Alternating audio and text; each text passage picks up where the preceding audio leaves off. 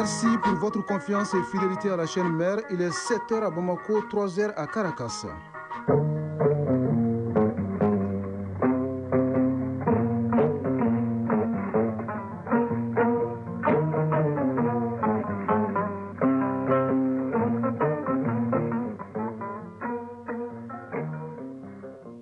Le journal Bourama Traoré. Mesdames et messieurs, bonjour et bienvenue dans cette édition, la première de Mali Actualité, les titres. C'est une nouvelle heure qui s'ouvre pour 341 ex-combattants de Tombouctou et de Taoudeni. Ils intègrent le processus de paix et de réconciliation à travers les mécanismes de DDRI, désarmement, démobilisation, réinsertion et intégration. C'est une réforme majeure au ministère de la Santé et du Développement social. Désormais, tous les personnels du département seront assujettis au contrat de performance. Les termes de référence sont en phase de finalisation. La Côte d'Ivoire est sans gouvernement depuis hier soir. Celui qui était en place a remis sa démission au président Alassane Ouattara qui l'a accepté. Le nouvel exécutif est attendu dans les prochains jours. Au Venezuela, l'armée rend hommage aux soldats tués lors de l'opération militaire des États-Unis. Au total, 100 personnes ont péri dans cette opération. Le procureur général annonce l'ouverture d'une enquête sur ces décès qualifiés de crimes de guerre. Elle n'est pas connue du grand public malgré son rôle de sentinelle dans la lutte contre la corruption. Il s'agit de l'agence de recouvrement et de gestion des avoirs saisis ou confisqués. On vous amène à la découverte de cette structure dans la chronique judiciaire. C'est tout pour les titres. Ils ont choisi le chemin de la paix et abandonné le conflit avec l'État. 341 ex-combattants issus des différents mouvements des régions de Tombouctou et de Taoudeni intègrent le processus de DDRI. Entendez par là désarmement, démobilisation, réinsertion et intégration. Par cette décision, ils entendent désormais et pleinement jouer leur rôle pour un retour définitif de la paix et de la stabilité au Mali. La cérémonie de lancement du processus a eu lieu hier à Tombouctou, d'où nous appelle Najim Baba Sissi. Ce 7 janvier consacre le démarrage du processus de désarmement, démobilisation, réinsertion et intégration au compte des régions de Tombouctou et de Taoudeni. Cette étape constitue un pilier essentiel de la réconciliation et de la consolidation de la paix au Mali. Colonel-major Brahima Koulibaly, coordinateur du site DDRI Tombouctou et Taoudeni. Ces opérations porteront sur la démobilisation de 341 futurs ex-combattants et leur intégration au sein des forces armées et de sécurité comme soldats de deuxième classe. Ces opérations témoignent de la volonté inébranlable des autorités maliennes à poursuivre les efforts vers la paix et la stabilité du pays. Les ex-combattants concernés par ce processus sont issus des mouvements Gatia, CPA et le mouvement sédentaire. Jakani Al-Habib, démobilisé. Je lance un message à nos frères qui détiennent toujours les armes, de laisser les armes et d'intégrer les forces de sécurité et de défense. Draman Sissé, coordinateur du mouvement sédentaire. C'est une joie totale parce que c'est un processus auquel nous nous attendions depuis longtemps et il a plusieurs avantages. Ballali Ould Cheibani, secrétaire général du CPA2. Moi, je vois que le processus s'est bien déroulé. Tout va bien, tous les moyens sont réunis.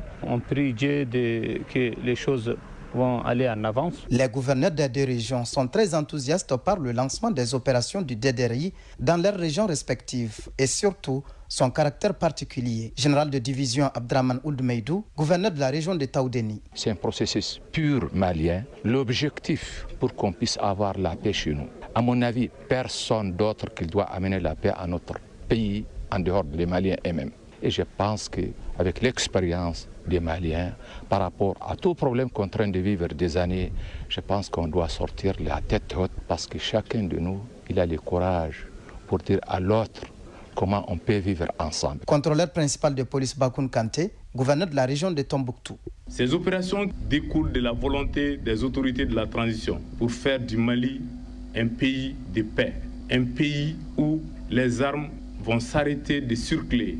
C'est pourquoi ces opérations sont très utiles pour les deux régions. Ces opérations augmenteront sans doute les effectifs de nos FAMA, réduiront significativement les taux de chômage dans les deux régions, Tombouctou et Taoudeni. Les autorités et responsables du DDRI ont procédé à la visite guidée des différents stands pour s'approprier le dispositif d'enrôlement et de traitement. À leur constat général, tout est sur place. Tombouctou, Najim Baba Sissé, Mahmoud Askofare pour l'ORTM. Lui, il n'est pas un ex-combattant, mais un soldat de la protection sociale des travailleurs. Il s'agit du nouveau directeur général de l'Institut national de prévoyance sociale qui reçoit des mains du ministre en charge du développement social une feuille de route, une boussole pour renforcer le système national de protection sociale. Désormais, tous les personnels du département de tutelle seront assujettis au contrat de performance. D'autres précisions avec Kouma Sissi. Nouvelle année, nouvelles dispositions prises au sein du ministère de la Santé et du Développement social. Le nouveau directeur général de l'Institut national de prévoyance sociale a reçu des mains du colonel-major Assaba Diallo Touré une feuille de route indiquant le bon fonctionnement de son service au bonheur du peuple malien. Colonel-major Assaba Diallo Touré, ministre de la Santé et du Développement social. Dans le cadre des réformes engagées par mon département, en vue du renforcement du système national de protection sociale en général et de la sécurité sociale en particulier, il vous est confié la lourde mission relative à la restructuration stricte et à l'application du mécanisme du Code de prévoyance sociale au Mali. Ainsi, la présente mission confiée à vous a pour objet d'identifier, d'apporter des réponses appropriées aux principaux défis juridiques, institutionnels, techniques et financiers entravant l'application efficace et équitable du Code de prévoyance sociale à la poursuite des objectifs de l'INPS. Elle vise également la poursuite de l'extension des champs d'application matériels et personnels de la sécurité sociale. Il s'agit notamment d'évaluer l'adéquation du Code de prévoyance sociale avec les réalités socio-économiques actuelles du pays, notamment les textes relatifs à l'assurance volontaire et à la médecine préventive, les visites d'embauche, les visites des lieux de travail et les visites périodiques. Accélérer le processus de digitalisation en vue de la dématérialisation effective du système assurantiel et mettre fin à la lourdeur administrative. Le nouveau directeur général de l'INPS est conscient de la tâche qui l'attend. Idrissa Bakari Diarra. La tâche, elle est lourde, elle est bien lourde, mais je pense qu'elle n'est pas hors de notre portée. Nous montrons notre disponibilité à mettre en œuvre tout ce qu'elle a prodigué comme conseil et orientation. Cet exercice n'est désormais que le début du contrat de performance entre le ministère de la Santé et du Développement social et les services relevant du département. Colonel-major Assaba Diallo Touré. Tous les personnels du ministère de la Santé et du Développement social seront désormais assujettis au contrat de performance dont les termes de référence sont déjà en phase de finalisation. Colonel-major Assaba Diallo Touré a profité de cette cérémonie de remise de feuilles de route pour souhaiter ses vœux de nouvel an à l'assistance. En Côte d'Ivoire, démission hier du Premier ministre et celle de son gouvernement. Cette démission, acceptée par le président Alassane Ouattara, intervient au lendemain des élections législatives du 27 décembre dernier, remportées par le RHDP, le parti au pouvoir avec près de 77% des sièges. Le gouvernement sortant est chargé d'expédier les affaires courantes. Parmi les ministres démissionnaires, plusieurs siégeront à l'Assemblée nationale dans les jours à venir, en attendant de savoir s'ils sont reconduits ou non dans le nouveau gouvernement. Un nouveau gouvernement est également attendu au Cameroun. Dans son adresse à la nation le 31 décembre dernier, le chef de l'État Paul Biya avait déclaré qu'il s'agissait d'une priorité et que des efforts soutenus devraient être engagés sans délai.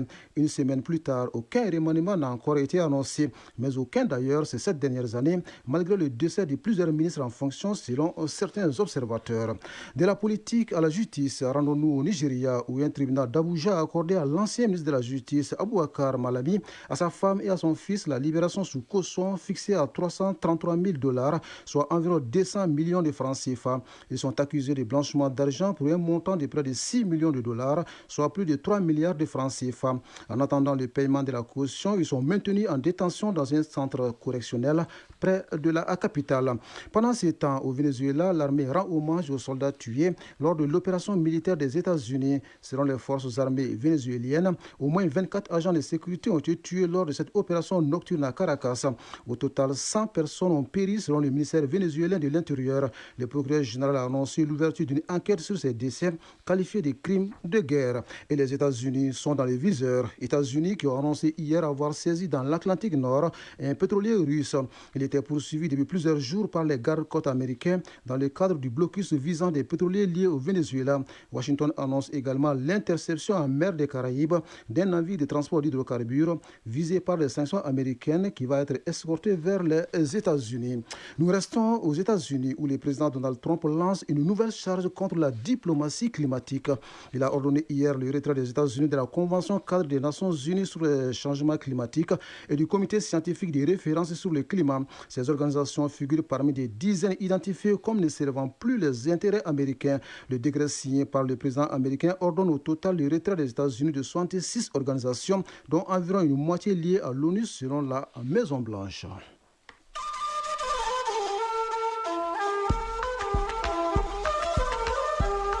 AES Actualité.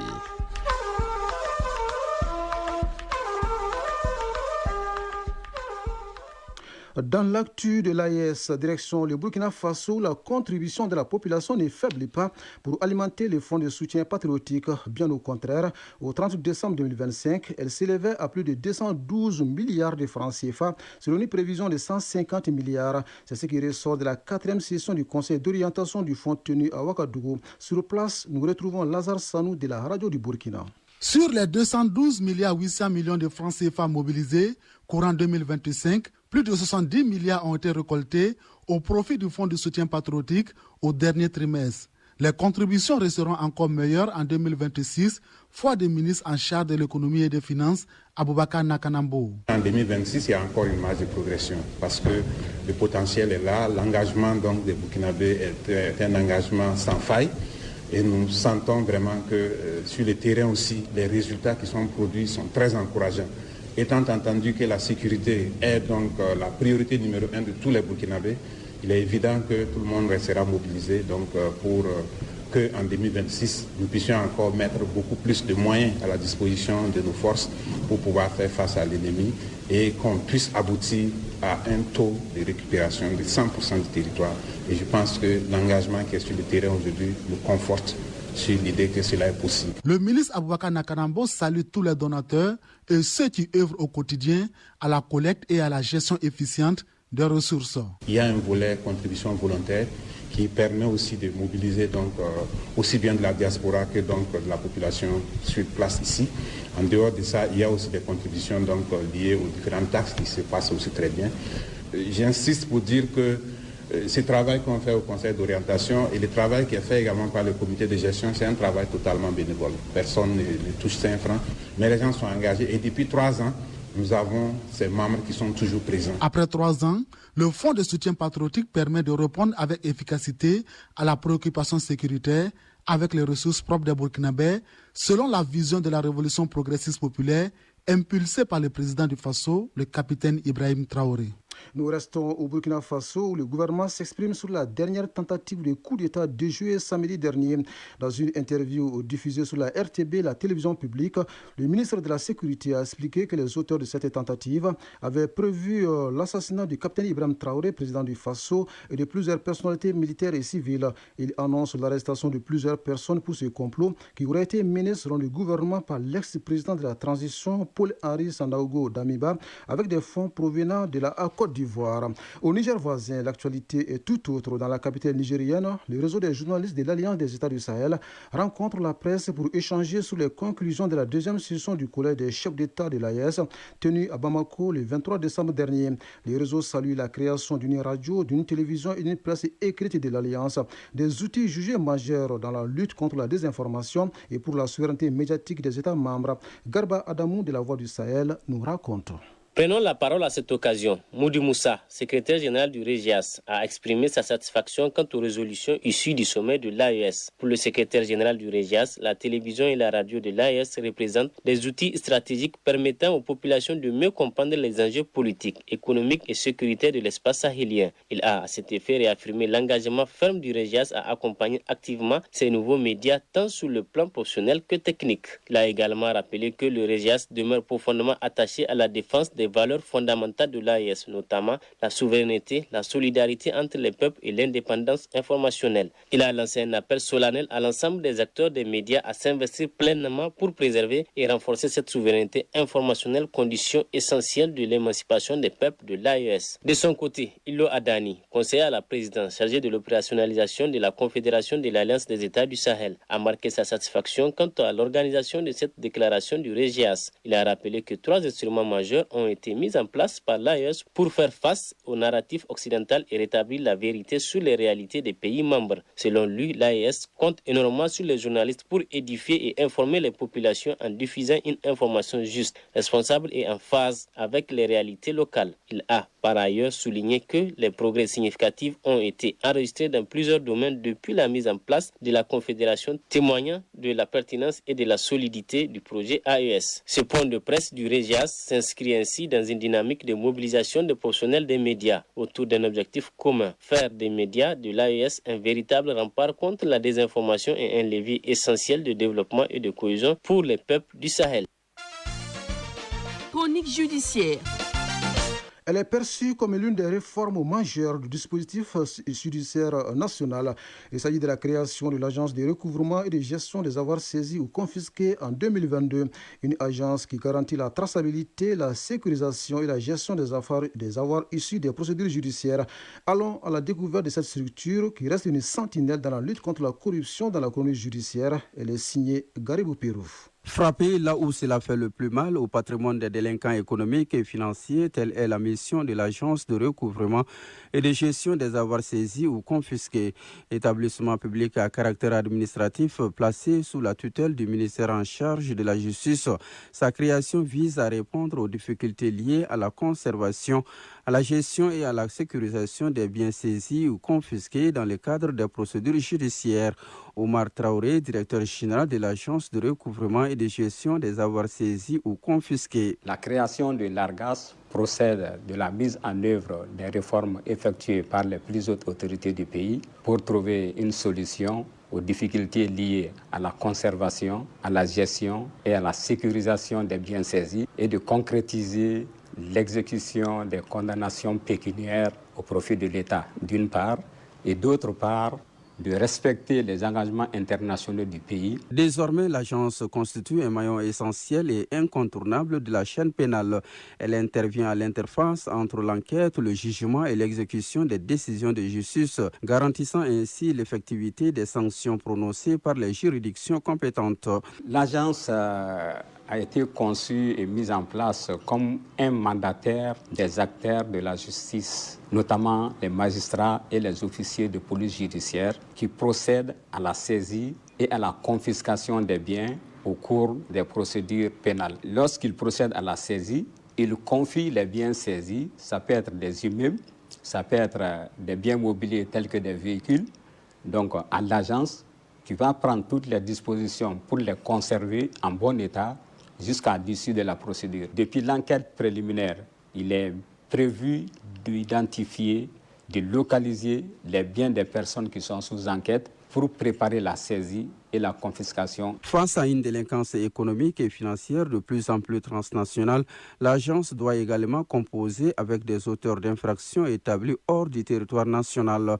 Dans ces situations, la coopération judiciaire internationale s'impose comme des leviers essentiels pour garantir le recouvrement effectif des avoirs illicites. C'est le volet coopération internationale qui permet d'identifier, rechercher, localiser, saisir et confisquer les biens des Maliens à l'extérieur et les faire rapatrier. Les biens saisis sont conservés dans des conditions de haute sécurité.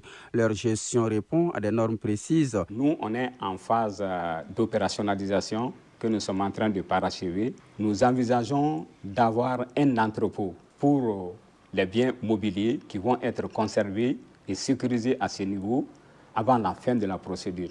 Pour ce qui est des biens immobiliers, lorsqu'ils nous seront confiés, donc on va premièrement faire la publication au niveau du service en charge de la publicité foncière.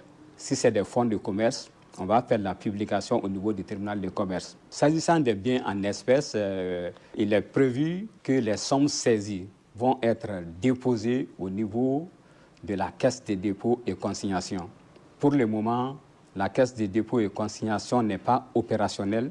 Donc, le ministère de la Justice a ouvert un compte intitulé « Compte spécial Fonds de lutte contre la corruption et la délinquance économique et financière ». Lorsque les sommes saisies nous seront confiées, c'est dans ce compte-là qu'on va déposer. En phase de finalisation de son opérationnalisation, l'agence peut d'ores et déjà se prévaloir de résultats concrets et mesurables. L'agence est saisie de la gestion de 5 biens immobiliers présentement, dont un hôtel. L'évaluation de ces 5 biens immobiliers pourrait atteindre des centaines de millions de nos francs.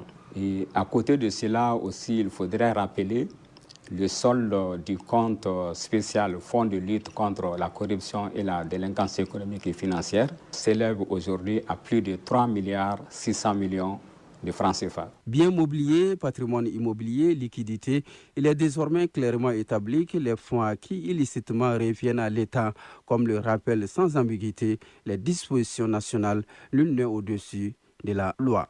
Merci Garibou Pérou. Ainsi se referme cette édition, la première de Mali Actualité, qui vous a été servie par Mamadou Boubacar Diallo à la mise en onde, Badji Touré à la mise en ligne et au micro Bourama Traoré. Restez à l'écoute. Dans une poignée de secondes, vous allez suivre le journal de la CAN avec Abdul Karim Kaba déjà installé. Grand merci à vous de nous avoir suivis. Excellente journée à vous, où que vous soyez.